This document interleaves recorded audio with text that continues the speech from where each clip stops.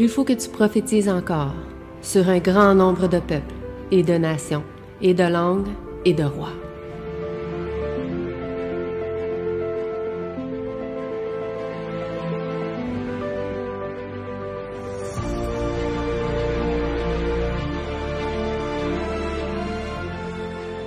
Bonjour à tous et à chacun, à ceux qui sont avec nous. Donc, prions aussi pour que les autres puissent arriver à temps, qu'ils puissent venir. Et donc, aujourd'hui, on va parler du miracle de Gabaon. Donc, c'était un sujet important. Puis donc, aussi, j'invite ceux et celles donc, qui ne font pas l'école sabbat, ou du moins ne l'ont pas fait cette semaine, de pouvoir vous procurer l'école de sabbat, le petit ouvrage, là, pour que vous puissiez les faire. Ou vous pouvez aussi aller le télécharger en ligne, donc en PDF, gratuitement sur le site de la maison d'édition Ligne de Vérité. Et si vous faites cela, vous pourrez l'avoir gratuitement en PDF, puis vous pourrez au moins savoir les questions, puis pouvoir y répondre, sans pourtant y écrire, bien sûr, vos réponses. Donc, l'histoire de Gabaon, c'est une histoire intéressante auquel ça va nous lier aujourd'hui à certaines prophéties de l'Apocalypse et aussi nous parler de la foi, puisqu'il y a quand même une question de foi qui était ressortie derrière cette histoire avec Josué et avec tout ce qui s'est passé donc au cours des choses merveilleuses que Dieu a pu faire pour le peuple. Et donc, il y a une grande leçon aujourd'hui à pouvoir en ressortir. Donc, l'histoire débute directement, comme à l'habitude, avec ce que nous avons vu la semaine dernière. Et la semaine dernière, nous avions vu des faits intéressants sur la ville. Et cette semaine, on en apprend encore plus sur l'histoire de la ville. Donc, avant de commencer et de pouvoir voir les choses intéressantes qui sont décrites dans l'histoire de cette ville, je vais prier avec vous, puis par la suite, on pourra donc entamer avec la première question. Notre Père qui est aux cieux, j'aimerais te remercier, Seigneur, pour ce moment que tu nous permets d'avoir, de pouvoir étudier ta parole, et réviser la leçon de l'école sabbat pour comprendre et mieux comprendre le livre de Josué. Puisses-tu donc nous permettre, Seigneur, non seulement de comprendre ce qui est révélé dans ces histoires, Seigneur, cette histoire de Josué, mais que tu puisses nous permettre, Seigneur, que cette histoire puisse nous permettre de mieux comprendre, Seigneur, l'Ancien Testament, puisqu'il y a tellement d'histoires dans l'Ancien Testament, des histoires si fascinantes, si importantes et si intéressantes. Ce sont des exemples pour nous, Seigneur, et donc que tu puisses nous montrer les bons exemples, tout comme les mauvais exemples, et que nous puissions en tirer les leçons, Seigneur, pour notre vie aujourd'hui. C'est ma prière au nom de ton Fils, Jésus-Christ. Amen. Il faut savoir donc que sans l'Ancien Testament, il n'y aurait pas eu de Nouveau Testament. Et donc, l'Ancien Testament, vraiment, malgré, on pourrait dire qu'on dit que c'est différent du Nouveau, c'est pourtant semblable au Nouveau. En fait, quand on prend le temps d'étudier l'Ancien Testament et de comprendre l'Ancien Testament, on découvre que, en fait, la foi était au centre de l'Ancien Testament. Bien sûr, l'Ancien Testament était sous le joug de la loi, mais par la foi, les gens étaient sauvés aussi. Et c'est ça, en fait, la différence. C'est le fait que les gens étaient sous le joug de la loi, ils étaient sous le joug aussi de Dieu, dans le sens que Dieu allait exécuter des choses qui, plus tard, il n'allait pas faire, parce que la grâce allait être révélée, en fait. Donc, c'est ça qu'il faut bien différencier. Okay? Et c'est pour ça qu'on prend le temps d'étudier l'Ancien. Et l'Église, cette semaine, donc quand je dis l'Église, c'est les membres, donc les 8 personnes qui sont membres. On a discuté cette semaine pour préparer les 2 prochains trimestres de l'école du sabbat. Et donc, on a choisi, on a eu quelques petits différends. Il y a certaines personnes qui voulaient d'autres sujets. J'ai proposé 2 sujets. Finalement, on a retenu un sujet sur les 2, puis on a proposé un autre sujet. Et donc, le prochain trimestre, on va encore parler de l'Ancien Testament, parce qu'on a vu qu'il y avait une importance de bien comprendre l'Ancien Testament. Et donc, bien sûr, ce trimestre-ci, on étudie l'histoire de Josué avec la fin de vie de Moïse. Le trimestre prochain, on va étudier les juges. Donc, on va parler de Samuel, de Gédéon, Barak, Balaam, etc. On va parler aussi des premiers rois, Saül et David. Donc, on va parler de plusieurs aspects importants. Et l'autre trimestre d'après, donc le trimestre de avril, mai, juin, donc de juillet, août et septembre, on va parler encore de l'Ancien Testament, mais cette fois-ci, on va parler des psaumes, plus de Ésaïe, de Jérémie, d'Ézéchiel et des psaumes. Donc, on va parler de quelques chapitres de certains passages, dans le fond, des histoires importantes au travers de ces 4 livres-là. Et le prochain trimestre, donc le trimestre, le dernier trimestre de l'année, donc le 4e trimestre de l'année, on va étudier le sanctuaire, qui est encore quelque chose de l'Ancien Testament, mais qui nous révèle aujourd'hui quelque chose d'important. Et je pense que plusieurs d'entre nous qui savent, puisque, par exemple, Ginette est avec nous chaque jeudi, puis on étudie le livre de l'Hébreu. Et dans le livre de l'Hébreu, on a beaucoup de leçons. Il y a beaucoup de leçons, puis c'est des leçons que Paul tire principalement de l'Ancien Testament. Hein? Puis il les applique dans le Nouveau, pour nous. Et vraiment, je pense qu'on est béni par l'étude du livre des Hébreux. C'est vraiment un livre exceptionnel, puis je vous encourage à aller l'étudier, de pouvoir prendre le temps de le lire, de comprendre, parce que vraiment, il y a tellement de grandes leçons dans ce livre-là qu'on doit vraiment prendre le temps. Mais continuons notre histoire du jour. Avant de commencer d'entrer avec une application pour nous aujourd'hui, la leçon nous décrivait Gabaon. Et je trouve que c'est important de pouvoir comprendre l'importance de Gabaon. Comment le livre de Josué, je pense que c'est Josué au chapitre 10, comment Josué 10 nous décrit la ville de Gabaon. Comment les autres nations ou les autres villes voient Gabaon.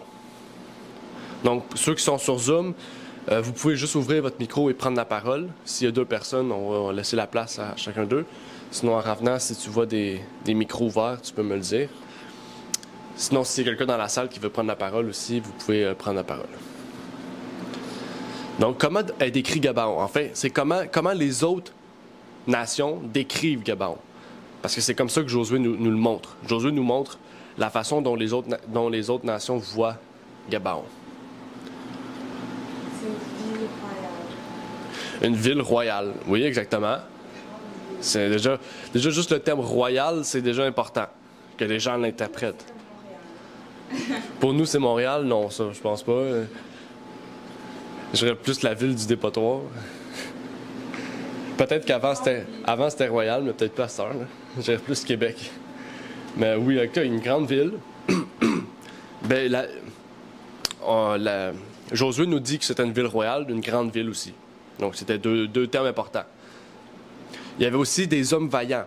Ça, c'est important aussi. En fait, c'est les 3 descriptions qu'on trouve chez Gabaon, dans la ville de Gabaon. Une ville royale, une grande ville, puis des hommes vaillants. En fait, c'est quelque chose qu'on doit retrouver dans une ville. Une bonne ville. On parle de l'époque. Il faut imaginer que les villes à l'époque avaient des forteresses, avaient des gens qui étaient sur les murailles, qui gardaient 24 heures sur 24. C'est eux qui faisaient entrer et sortir les gens.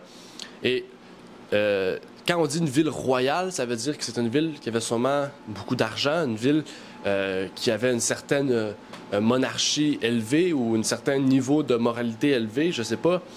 Puis on dit une grande ville, donc ça veut dire qu'il y avait beaucoup de personnes. Et on dit des hommes vaillants, ça veut dire que les hommes vraiment écoutaient le roi à la lettre et qui étaient vaillants jusqu'à la mort. Okay? Quand on dit vaillant, c'est ça en fait, c'est d'aller jusqu'au bout de ce que le roi du pays a demandé. Et donc, Gabaon, quand ils ont fait... déjà que les autres villes voient Gabaon s'unir avec Israël, ça montre que, en fait, Gabaon, une ville royale, des hommes vaillants, une grande ville, ont tellement peur d'Israël qu'ils veulent faire une alliance. Imagine nous qui est moins fort, là, moins grand que Gabaon. Pourquoi nous, on doit... Pourquoi nous, on a peur? Et c'est là où, en fait, que les autres villes ont dit, il faut détruire Gabaon. Si Gabaon s'est soumis à Israël tellement qu'Israël sont un peuple craint, imagine nous, on va être détruits. Et donc, Patriarche et Prophète nous dit, le territoire des Gabaonites renfermait 4 villes. Ce peuple qui n'avait pas de roi était gouverné par des anciens dessinateurs. Donc on voit, c'était une des seules nations où il n'y avait pas de roi, en fait. Il y avait 4 villes, et ces 4 villes-là, c'était des anciens dessinateurs qui étaient dirigés. Donc il y avait un groupe, pas une personne. Donc on peut dire que c'était peut-être l'une des premières villes à être démocratique, en fait. Okay? Qu'il n'y avait pas une personne au pouvoir, mais plusieurs personnes élues par le peuple qui étaient représentants plutôt du peuple. C'est-à-dire, Gabaon, la plus importante de leur cité, était une grande ville, une vraie ville royale, et tous ces hommes étaient vaillants. Le fait qu'ils acceptèrent des conditions aussi humiliantes pour échapper à la mort montre quelle terreur les Israélites inspiraient aux habitants de Canaan. Donc on voit que juste ce court passage-là nous révèle aussi l'état de Gabaon quand ils se sont unis à Israël, mais révèle la raison pour laquelle les autres villes ont voulu s'unir et détruire Gabaon. Les autres villes avaient peur de Gabaon, avaient peur d'Israël, mais avaient plus peur de Gabaon qu'Israël, au point qu'ils voulaient détruire Gabaon plutôt qu'Israël. Pourtant, Gabaon, maintenant, avait un allié puissant, fort. Et c'était pas seulement parce qu'ils avaient un allié puissant et fort, en fait. C'était parce que le Dieu qui était derrière Israël était tout-puissant.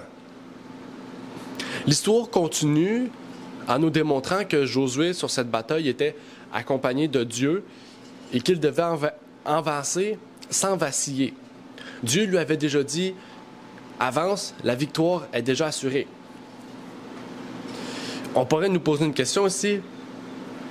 Josué, en tant que chef, peut-être religieux, chef politique, chef guerrier aussi, était celui qui était craint aussi chez les Israélites.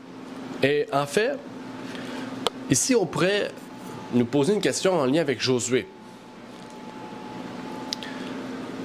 Est-ce qu'on peut être à risque aussi, tout comme Josué était à risque, tout comme Moïse l'a fait? On peut-tu être à risque de prendre la gloire plutôt que la donner à Dieu? Par exemple, Josué, Dieu lui dit avance, tu as déjà la victoire, que Josué détruit les autres villes qui se sont unies ensemble, et que Josué dit je vous ai mené vers la victoire, plutôt que de dire Dieu nous a menés à la victoire. Est-ce qu'on pourrait être à risque de faire la même chose que Josué a fait? Moi, j'aimerais dire que oui, on est à risque. Même Jésus-Christ a été tenté, et même nous, on peut être tenté. Satan est venu vers Christ pour lui donner toute la domination, toute la gloire. Regarde tout ce que je pourrais te donner. Mais Jésus-Christ a gardé sa foi. Il a même parlé. Il a parlé par la parole. Il a dit, voilà qu'est-ce qui est dit dans la parole. Donc ça nous montre aussi un exemple à suivre, qu'on doit lire la parole de Dieu. Et dans les moments de tentation, dans les moments qui sont difficiles, eh bien, la parole est là pour nous réconforter et nous dire voici tel il est écrit, et ne pas abandonner comme ça va nous rassurer. Ces paroles-là nous rassurent et on les utilise comme comme défense, comme attaque et défense, comme Jésus-Christ a fait.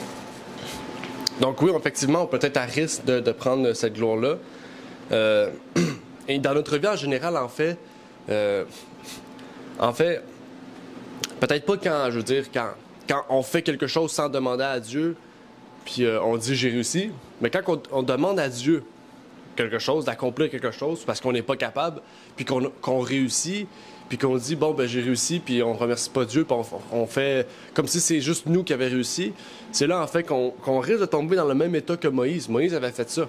Il était tellement fâché que quand il a mis le bâton dans la roche, il a frappé le rocher, il a dit « Je vous ai donné de l'eau pour que vous ayez plus soif ». Plutôt de dire « Dieu vous a écouté votre plainte ». Puis juste à cause de ça, Moïse n'a pas vu la Canaan terrestre. Donc réellement, ça peut être aussi quelque chose pour nous. Ici, Josué n'a jamais fait ça. Du moins, pour le moment, à ce qu'on a vu, il n'a jamais fait ça. Donc ici, c'est juste une réflexion sur le fait que Josué aurait pu tomber dans cet état-là. Hein? Parce qu'il était quand même proclamé, il était quand même craint de tous les pays, de tous les autres, même si les autres pays savaient qu'il y avait un Dieu qui servait. Et je vous dis ça parce que dans le futur, on va retrouver cela. Dans le sens, dans le futur de l'Ancien Testament.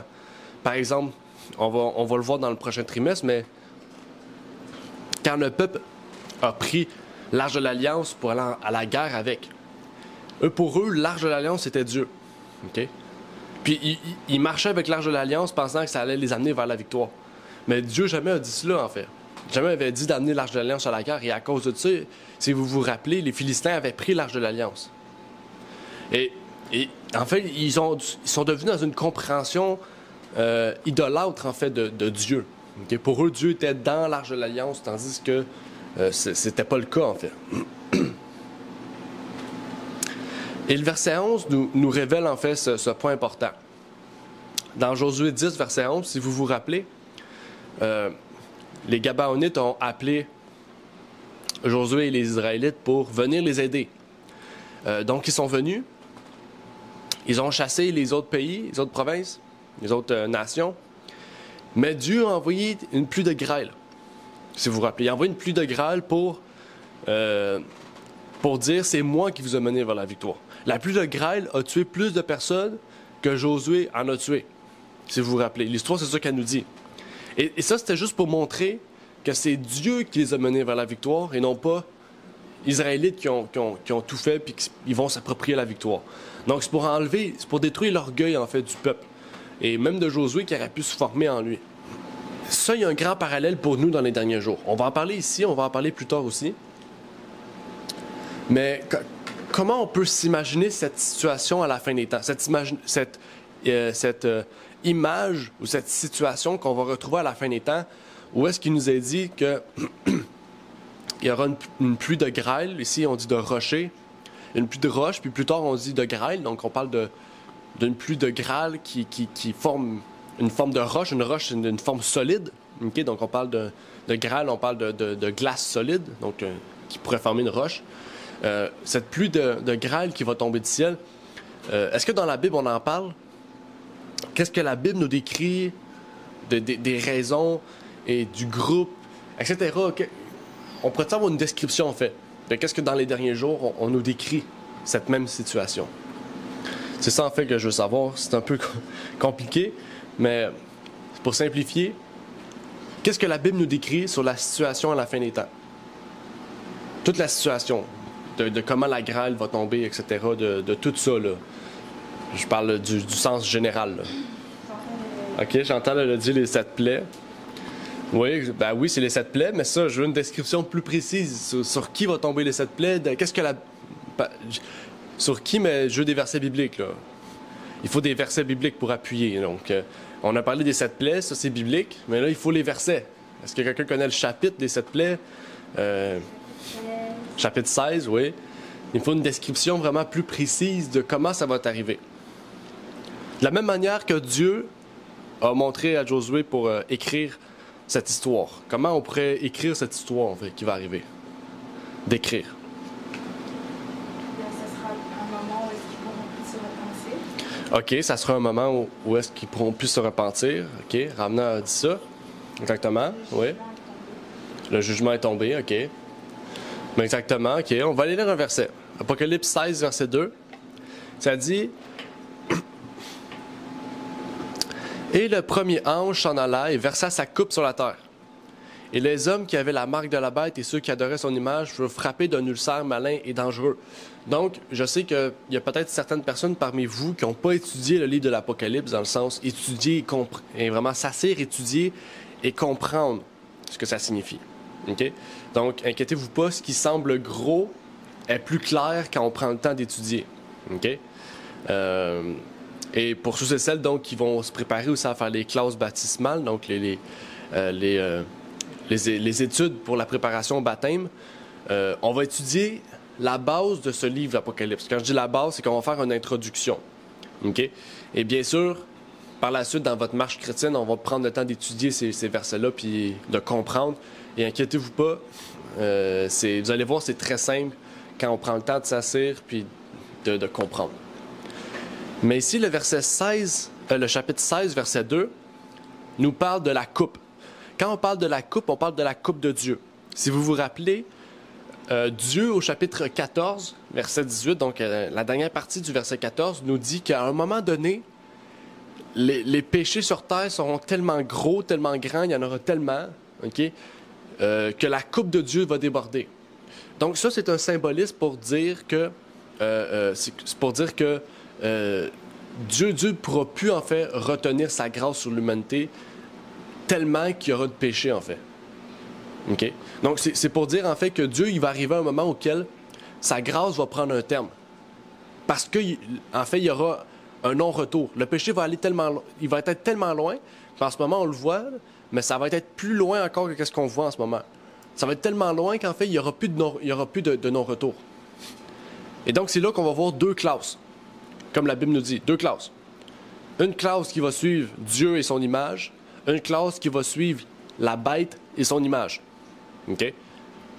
Et Dieu va envoyer sa coupe, donc il va envoyer sa colère, donc ses plaies, c'est le résultat de son jugement. Il va envoyer 7 coupes, 7 plaies sur ceux qui ont reçu la marque de la bête et son image. OK? Donc à l'inverse de ceux qui ont reçu le sceau de Dieu et son image. Inquiétez-vous pas, la semaine prochaine, on va parler du sceau de Dieu. OK? Quand je dis parler du sceau de Dieu, c'est qu'on va décrire, on va définir qu'est-ce que le sceau de Dieu. Okay? J'ai vu qu'il y avait plusieurs questionnements à ce sujet, donc on va prendre le temps d'en parler la semaine prochaine. Donc, on va parler du sceau, le sceau du Dieu vivant. Et ici, on nous décrit la première plaie. Donc, ici, je vous mets le verset 16, 2 pour vous dire, pour vous donner l'idée de qui va recevoir les plaies. Okay? Mais un peu plus loin dans le chapitre 16, au verset 21, on dit « Et il tomba du ciel sur les hommes une grosse grêle, du poids de 1 talent. » Donc, on va en parler plus tard de 1 talent. « Et les hommes blasphémèrent Dieu. » Donc, c'est pour vous dire, en fait, que après les 7 plaies, qu'est-ce qui va arriver? À la 7e plaie, à la dernière plaie, les hommes sont tellement méchants qu'ils blasphèment encore Dieu. Donc, ici, Dieu veut nous révéler aussi à quel point, en fait, son jugement aura permis à tous, à chacun de prendre une décision, mais que les méchants vont demeurer méchants jusqu'à blasphémer Dieu. Et quand on dit blasphémer Dieu, là, c'est fort, le blasphémer Dieu. Là. C'est pas juste dire des mots qui vont injurier Dieu. Là. Blasphémer Dieu, c'est à un point extrême. Et ça dit « à cause du fléau de la grêle, parce que la plaie qu'elle causa fut fort grande. » Donc ici, le verset 21 nous décrit ce qui s'est passé à l'époque de Josué, à un temps précis et à une place précise. Tandis qu'ici, ça va arriver sur peut-être pas toute la terre. Comme vous savez, les plaies ne sont pas mondiales, parce que s'il serait mondial, tout le monde mourrait. OK? Mais ça sera vraiment à des places précises. Peut-être que ça sera mondial, mais pas en même temps. Je sais pas. C'est pas moi qui ai choisi de placer les plaies. Mais la Bible nous décrit cela.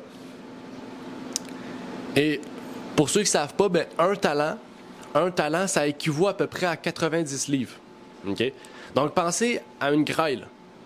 Okay? Vous pensez aujourd'hui à les petites grêles de 5 livres, de 3 livres, puis on vient fou parce qu'ils font des trous dans notre auto, ils font des grosses bosses dans notre auto.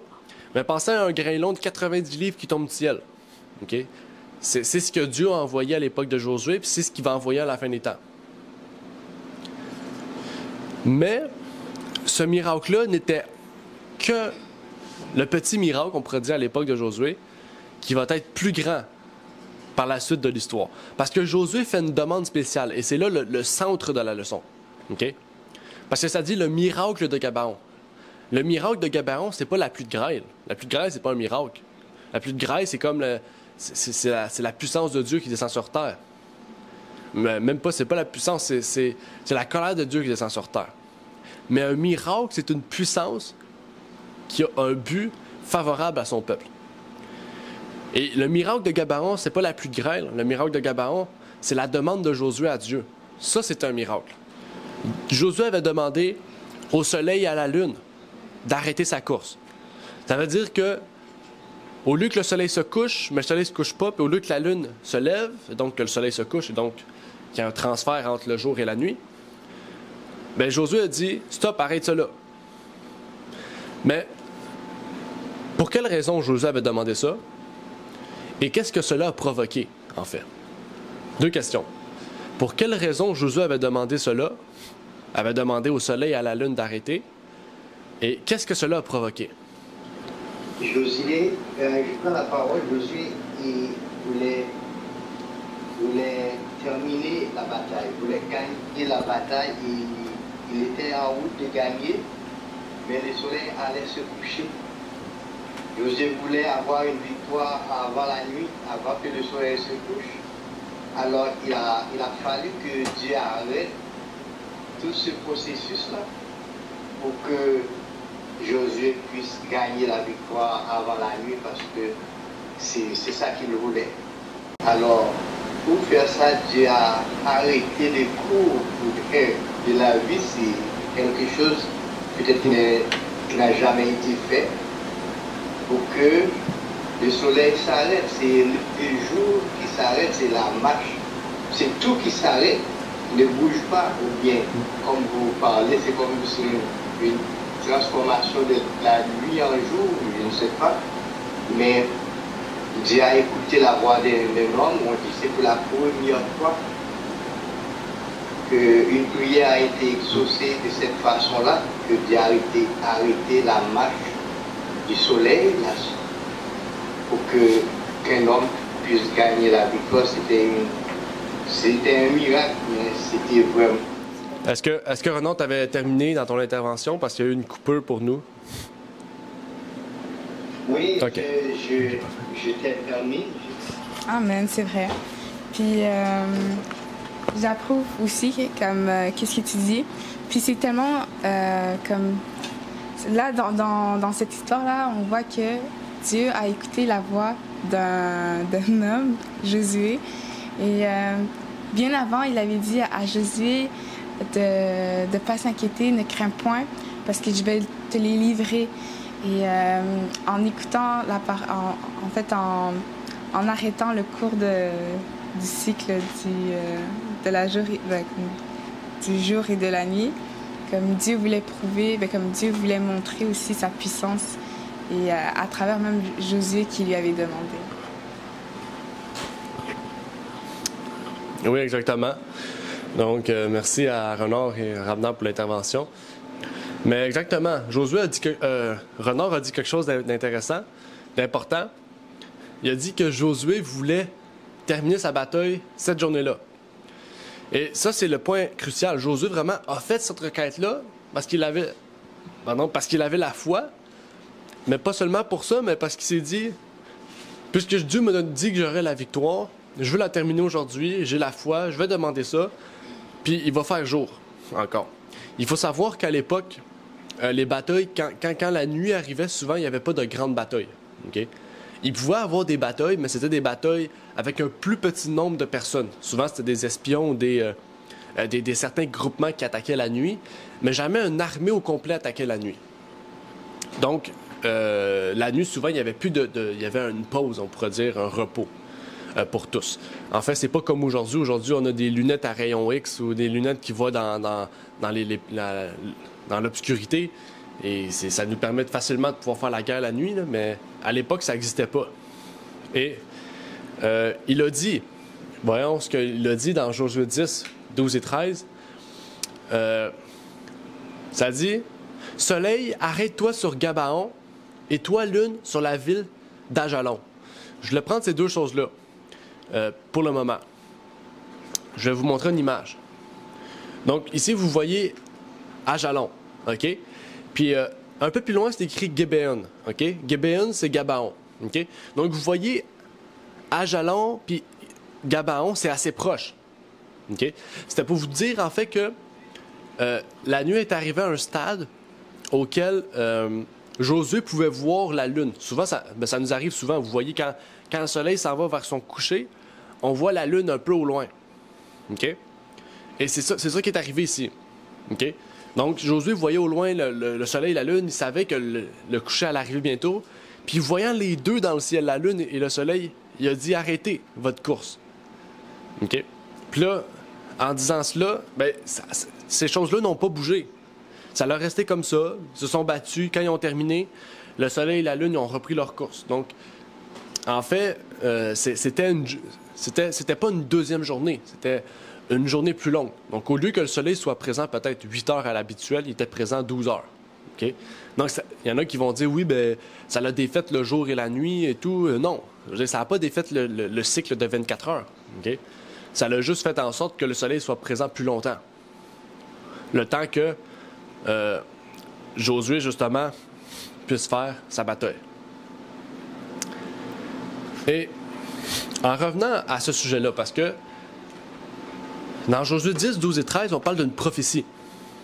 On dit au verset 13, je vais le lire pour vous au complet. « Et le soleil s'arrêta et la lune aussi, jusqu'à ce que la nation se fût vengée de ses ennemis. Cela n'est-il pas écrit dans le livre du juste? » Et là, j'ai cherché.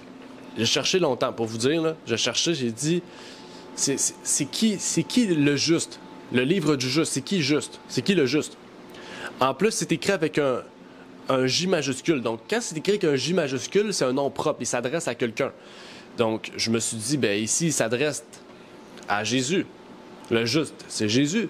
Ou il s'adresse à un livre, peut-être de Noé qui existait, on a perdu les traces. Un livre d'Enoch, je ne sais pas. Je dis, c'est qui le livre du juste?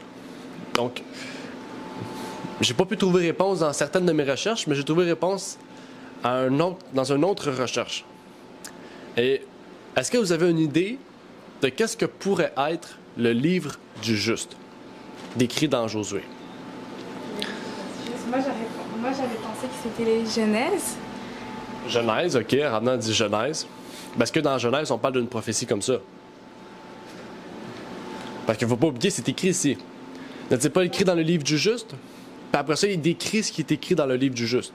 Le soleil s'arrêta au milieu des cieux, ne se hâta point de se coucher environ un jour entier. Ça c'est on pourrait dire un verset ou un passage, un extrait du livre du juste. Donc, dans Genèse, dans Exode, on ne trouve pas ce passage-là, on ne trouve pas ça, cette prophétie-là, on ne la trouve pas. Donc, d'où est-ce que ça vient, le livre du juste? Après ça, j'ai pensé à Zacharie, parce que dans Zacharie, on répète ce qui est arrivé à l'époque de Josué, mais c'est pas logique encore, parce que Zacharie a été écrit 1000 ans après Josué, donc ça marche pas. Donc, le livre du juste, c'est qui, c'est quoi? Peut-être vous allez... Ça est répété on peut trouver ce passage dans le livre des Hébreux pour dire Paul raconte c'est par la foi que ça a été fait. Mm-hmm. Toutes ces choses ont été faites, tous ces miracles ont été faits par la foi. Dans Hébreux chapitre 11, Paul rapporte ça. La foi a permis toutes ces choses. Mais je ne sais pas quel est le livre qui s'appelle le livre du juste. Mm-hmm. OK. Mais bon point. C'est vrai que ça a été un miracle très important en fait, ça doit être un miracle très important jusqu'à nous aujourd'hui. Comme Renard a dit, Paul en a parlé, Zacharie en a parlé, donc on doit encore en parler. C'est ça, Genèse 1, verset 14, qu'il y ait des luminaires dans l'étendue du ciel pour séparer le jour avec la nuit et qu'ils servent de signe pour les saisons et pour les jours et pour les années, non? Non, c'est pas Josué. Non, c'est pas. Non, c'est pas Genèse. OK. Donc, c'est un livre hébraïque. C'est sûr que c'est un livre hébraïque parce que quand on retourne à l'origine du texte, donc on pourrait dire les textes originaux, cette partie de ce texte, de cet extrait du livre du juste, est écrit en hébreu. Donc, c'est un livre hébraïque. OK? Donc, ça aurait pu être écrit en une autre langue, cette partie-là. En fait, le livre du juste, c'est un livre extra-biblique. Quand je vous dis extra-biblique, c'est un livre qui n'est pas dans la Bible. Puis ça, vous allez dire peut-être que c'est pas vrai, mais c'est vrai. Okay? À travers toute la Bible, on retrouve des livres extra-bibliques. Okay? Ben, Paul dit qu'il a écrit une lettre à Laodicée. Il n'y a pas de lettre de Laodicée, on n'en trouve pas. Dans l'Ancien Testament, on retrouve un passage qui dit le livre de Nathan. Nathan a écrit un livre prophétique, on l'a pas. OK? Il y a plein d'autres livres, on va en parler ici. Parce que dans la Bible, il y a 2 passages dans la Bible qu'on parle du livre du juste. Le livre du juste, ça serait un livre, un recueil de poèmes juifs, un recueil de chants juifs. OK? Donc, inquiétez-vous pas, c'est pas un livre prophétique comme le livre d'Enoch. Le livre d'Enoch, c'est un livre qui a été écrit, on a les traces du livre seulement en 400 avant Jésus-Christ. OK? Donc, c'est pas un livre qui est vrai. Mais voyant ici, j'ai fouillé un peu, j'ai trouvé ça comme description.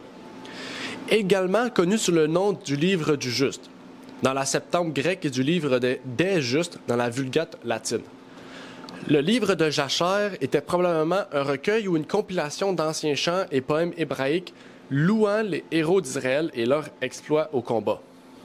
Le livre de Jachère est mentionné dans Josué 10-12 lorsque le Seigneur arrête le soleil au milieu de la journée pendant la bataille de Beth-Horon.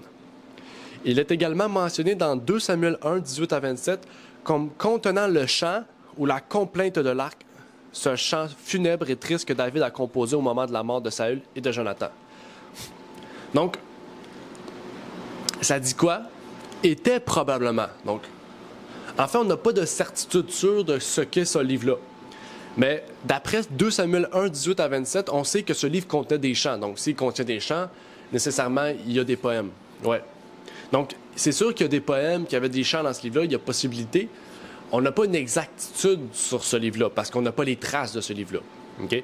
Mais ce que je veux vous dire, c'est que au travers de la Bible, il y a au moins 5 à 8, peut-être 10 livres qu'on parle, qu'on ne retrouve pas dans la Bible. Et si Dieu ne les a pas mis là, c'est qu'on ne doit pas chercher on ne doit pas chercher à les trouver, en fait. Okay? Ça veut dire que ces livres-là n'étaient pas nécessaires à notre compréhension. Ça veut dire que c'était des livres qui étaient utiles pour l'époque, qui sont plus utiles pour nous aujourd'hui, ou des livres plus historiques qu'on n'a pas réellement besoin, en fait, de savoir et de comprendre. Et peut-être aussi, c'est des livres, en fait, comme nous, aujourd'hui, on a des livres en français, puis il y a des livres en français qui existaient il y a 200 ans qu'on n'a plus aujourd'hui, là. Okay? Donc, je peux vous dire, en fait, que à l'époque des Juifs, il n'y avait pas juste la Bible, il y avait d'autres livres. Okay? Même s'il n'y en avait pas 2000, 200 000 comme aujourd'hui, là, il y avait quelques livres aussi autres. Et pourtant, Dieu nous a retenus sur certains livres parce que ces livres-là étaient inspirés de Dieu. Okay? Donc, ces livres-là, ils n'étaient pas inspirés de Dieu. Okay? C'est pour vous dire. Ils étaient inspirés de l'homme, des hommes peut-être sages du temps hébraïque, bien sûr, mais ce n'étaient pas des livres inspirés de Dieu. Mais, terminons parce que le temps avance, c'est notre dernière partie. Josué a fait une demande spéciale. Je veux dire, nous, on demande des choses. Nous, on demande pour notre santé, on demande de bénir la nourriture, on demande de passer une belle journée, etc. José, lui, il demande que le soleil et la lune arrêtent sa course. Là, vous pourrez dire, ouais, c'est vrai, en réfléchissant à ça, nous, qu'est-ce qu'on demande, c'est rien pour Dieu. C'est pas le fait que c'est rien ou bon. Okay? La foi, c'est pas une question de grandeur, dans le sens de grandeur dans nos demandes. Mais il faut savoir que la foi peut faire de grandes choses, en fait. C'est ça qu'il faut comprendre. La foi ne regarde pas aux grandes choses, mais la foi peut faire de grandes choses. Ça veut dire que peu importe où est-ce que vous êtes, dans quelle situation que vous êtes, si vous avez besoin de Dieu, que le besoin soit petit ou important, Dieu va agréer à vos requêtes. Parce que sur la terre, il n'y a rien qui est impossible à Dieu. Okay? Qu'est-ce qu'était cette raison? Quelle est la seule et bonne raison que Dieu a agréé à la requête de Josué? Ouais. Quelle est la seule et bonne raison que Dieu a pu agréer à la requête de Josué? Quelle est la seule et bonne raison pour laquelle Dieu a agréé à la requête de Josué? Moi, je dirais que c'est Dieu qui donne la victoire. Dieu a besoin de cette victoire pour que son nom soit triomphé. Et Dieu veut montrer aux Israélites, lorsqu'il répond à leur demande, c'est pas eux qui ont accompli les choses, mais c'est Dieu. La victoire vient de Dieu. Exactement, oui. Il y a aussi un texte dans Matthieu 17, verset 20. Oui, Claude, vas-y. Oui, mais c'est pour montrer la puissance de Dieu, comment elle va. Il montrait le témoignage au soleil, il s'est arrêté, c'est pas arrêté juste pour le tuer. Imagine, il s'est arrêté pour le monde entier. Cette journée-là a duré plus longtemps que d'autres journées. Donc c'était un témoignage pour les autres peuples vis-à-vis le peuple d'Israël. Oui, exactement, c'est vrai. C'est vrai. C'est vrai. Exactement. Les autres personnes ont dû se demander pourquoi, couton, il fait jour encore 10 heures de plus que d'habitude. Donc, exactement. Bon point. On a parlé de témoignage, on a parlé de puissance, on a parlé de reconnaître que la victoire était à Dieu. Et toutes ces choses-là, c'est le but de la foi, en fait. Parce que la seule et bonne raison pour laquelle Dieu a agréé la requête de Josué, c'est parce que Josué l'a demandé par la foi. OK? Et bien sûr, cela a révélé la puissance de Dieu, la grandeur de Dieu, et que Dieu dirigeait toutes choses et que c'était lui le bienfaiteur des justes. Et dans Matthieu 17, 20, on dit « C'est à cause de votre incrédulité, leur dit Jésus. Je vous le dis en vérité, si vous aviez de la foi comme un grain de sénève ou un grain de moutarde, selon les versions, vous diriez, sénévé, vous diriez à cette montagne, transporte-toi d'ici et là, et elle se transporterait. Rien ne vous serait impossible. » Et Ellen White nous dit dans Jésus-Christ à la page 427, « Bien que très petit, le grain de moutarde contient le même principe de vie mystérieux qui produit les plus grands arbres. Quand la semence de la moutarde est enfouie sous le sol, le tout petit germe s'empare de tous les éléments que Dieu a préparés pour lui servir de nourriture. Et il ne tarde pas à prendre un développement considérable. Si vous avez cette foi-là, vous vous cramponnerez à la parole de Dieu et vous utiliserez tous les moyens que Dieu a mis à votre disposition. Votre foi, affermie, vous assurera le secours de la puissance céleste. Les obstacles que Satan accumule sur votre sentier et qui paraissent aussi insurmontables que les montagnes éternelles disparaîtront à la requête de votre foi. Rien ne vous est impossible. Exactement. Rien ne vous sera impossible. Ben, rien ne vous est impossible, même chose. Donc, on parle ici d'une graine de moutarde. C'est une petite graine de moutarde, une petite chose. Et pourtant, cette petite graine de moutarde-là, Jésus nous dit que rien ne vous est impossible.